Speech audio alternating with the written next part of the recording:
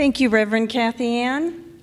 And wow, I'm so honored to be asked to give the Power Talk on Mother's Day, a most auspicious day.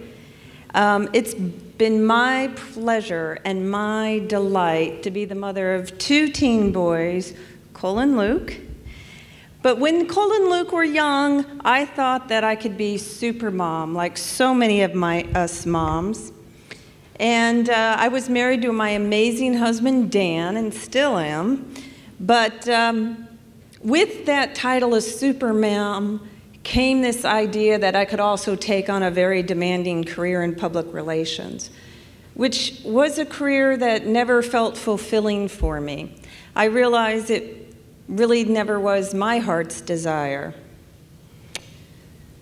You know, I remember back when I knew what it was to be in touch with my heart's desire back in high school. Just taking a high school psychology class, I had a calling. I wanted to be a counselor. But like so many people, I got caught up in the idea of what other people wanted for me. And I started listening to others outside of myself. I even thought I was on the right path. I just came to adopt that life was hard and arduous. You know, but my body began to tell me otherwise. My body began communicating to me in the form of pain and illness. 20 years ago, I was diagnosed with both psoriatic and rheumatoid arthritis. I had chronic fatigue syndrome, gastritis, a myriad of itises.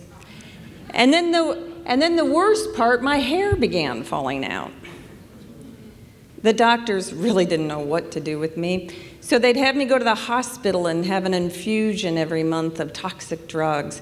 We'd have these talks about how these drugs would shorten my life, but I had to choose quantity of life over the quality of life. And I would see them regularly, and they'd inject my joints with steroids in an effort to save as many as they could. They told me I'll never run again. They told me don't lift a thing, not even a laundry basket. And this all the while I had two young kids. It was really, really a scary time in my life. And so I kept consulting what I knew what to do, and I kept looking for the answers outside of myself. It was in desperation that I knew what I was doing was not working, and I had to try something else. So I tried spirituality. But before then, I gave up the idea of having a spiritual life. When I left the Catholic Church in my early 20s, I decided, you know, spirituality is great for some people. It just didn't work for me.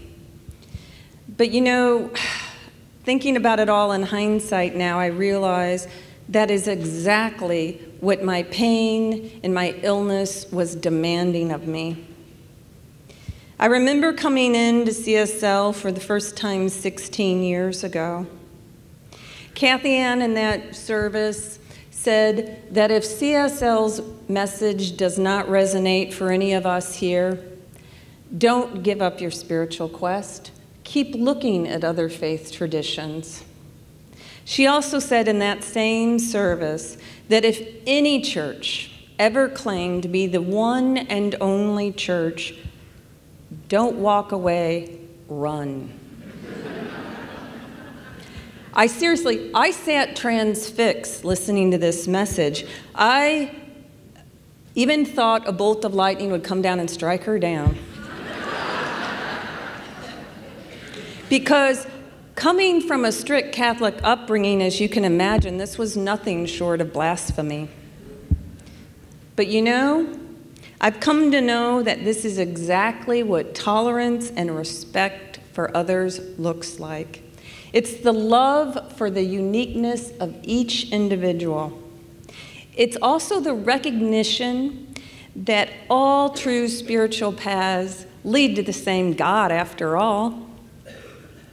And I knew immediately that these were the types of spiritual ideals that I could get behind. And frankly, my life became far too painful to continue without God leading the way. So I began my journey from that point forward at CSL. I began with Beyond Limits, spiritual practice, took self-mastery. I went on an Emma retreat. I went on many retreats. In fact, I'm going to the women's retreat next weekend at the beautiful Rainbow Lodge. And I'm hoping to see many of your moms there. Hey, if nothing else, it's a weekend off from cooking. But you know, many of you know, the retreats and CBEC especially are much more than that.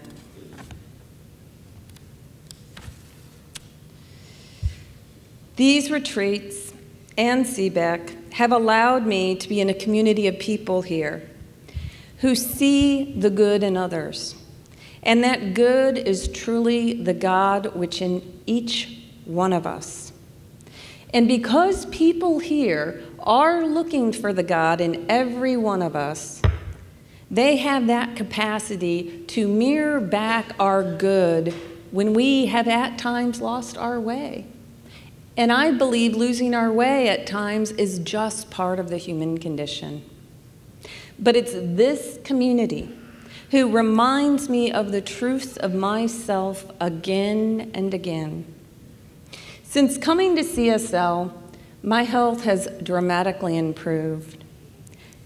I don't even have any arthritis anymore. I don't take any toxic drugs.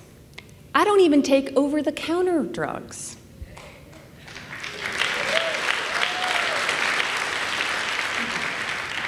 And I've really learned that all that worry that I put into all of this was much like being in a rocking chair. It gave me something to do, but it got me absolutely nowhere. The other day I went for a run just because I could.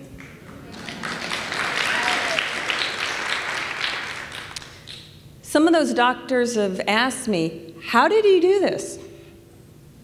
Well, I think the key for me was I stopped searching for the answers outside of myself. I got in touch with that soft-spoken inner voice, and I have come to believe that this is the inner knowing of God available to each one of us. I also have come to learn in this community that miracles are all around us, and that my experience isn't just for me, but it's available to everybody. You know, there really is a good for me, and I ought to have it. We all ought to have it, and we can have it. So for me, that looked like I quit my PR career. I went back to graduate school. I got my master's in counseling. Because what I finally got was that the heart never lies. I'm really happy today in a private counseling practice in a lovely office in Pioneer Square. And you know, I realize by a lot of people's ideas, this is not a huge dream, but it is my dream. I now work as a colleague to some of those very same doctors I met along the way. I edited the book for one on living with autoimmune disease. I'm in talks with another now of how we can work to help people out of their chronic disease and pain. Upon reflection, getting sick has truly been one of the greatest blessings of my life. Because I don't think I would have been motivated to transform my life any other way. I think about how far I've come since coming to CSL those 16 years ago, and for that, I am very grateful. Thank you, and happy Mother's Day.